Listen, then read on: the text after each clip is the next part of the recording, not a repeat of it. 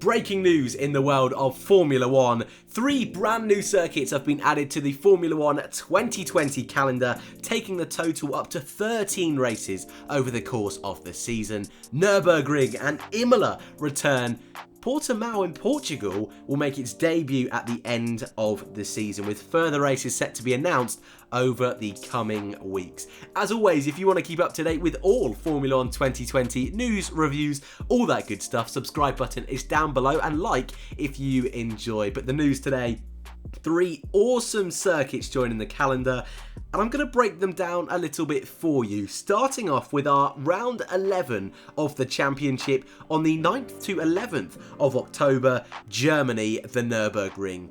The last couple of weeks we'd seen rumours that Hockenheim, a circuit that last year produced one of the most awesome Grand Prix that we have seen in decades. A wet Grand Prix, crashes everywhere, Hamilton in the barriers, Leclerc in the barriers, Verstappen with the victory. It seemed nailed on that though in 2020's initial calendar we wouldn't have a German Grand Prix, it seemed all but confirmed that Hockenheim would host a venue in 2020 thanks to the situation globally at the moment. However, there has been confirmed today a German Grand Prix, but it will not be at Hockenheim. Instead, it will be at the Nürburgring, and it will not use the Nordschleife layout. Obviously, it's one of the longest tracks in the world.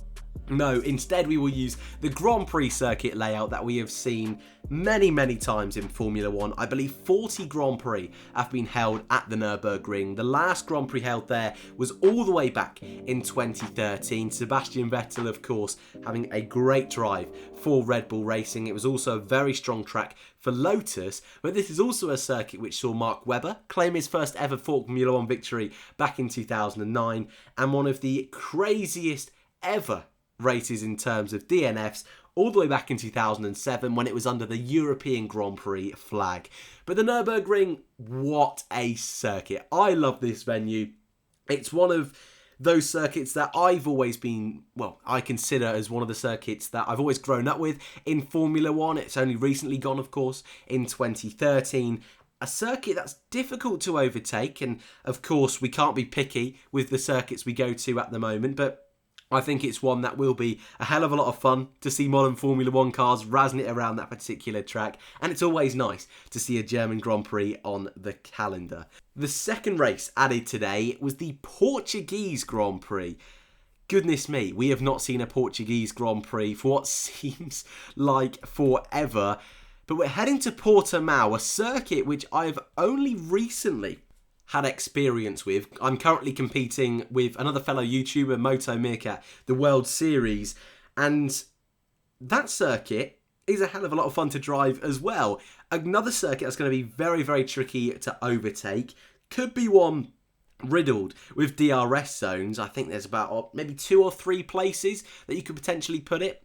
But what's nice about it is each sector gives you something a little bit different. The first sector is quite open, quite wide, and will certainly in the opening laps leave plenty of opportunities for overtaking. Second sector has got quite a few straights in it, but lots of hills and inclines as well, which is going to be really fun to see. There's one in the middle sector. It's a nice downhill, swooping uphill to the left. Awesome bit of corners they are.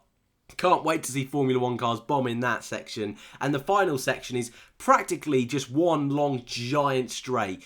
Kind of reminds me a little bit, it's almost as if you're on an oval circuit in the sense that you're coming off one of the big long bankings and then onto a long straight. That's kind of how it feels, but I love it. Should be an awesome circuit. And the final one added today, and this one is particularly interesting because it's a 2-day race weekend.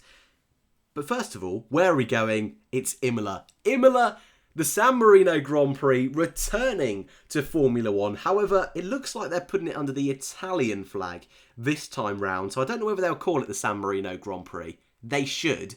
Just that little bit of extra spice, that little bit of extra history for Formula 1. What a circuit. If you don't know about Imola, Google it. Look up some highlights. Drenched in Formula 1 history. Some great bits of history, some really terrible bits of Formula 1 history. Of course, it's the circuit where Ayrton Senna passed away back in the 1994 season. But with modern Formula 1 cars, I'm not quite sure how good this circuit is going to be. It's one, again, and I hate to say it, could be tricky to overtake. But again, there is opportunities for DRS zones. Another circuit drenched in Formula 1 history. And I tell you what is really nice is that this 2-day weekend should spice things up enough where even if overtaking is really difficult and it does end up being a Monaco without the barriers, strategy is just going to be full of question marks because we're assuming the Friday's going to go and there's going to be one practice session. So teams won't be able to do a full race run and a qualifying run. Add that in with the fact that it's later on in the season, so reliability is going to be an issue. It should be awesome.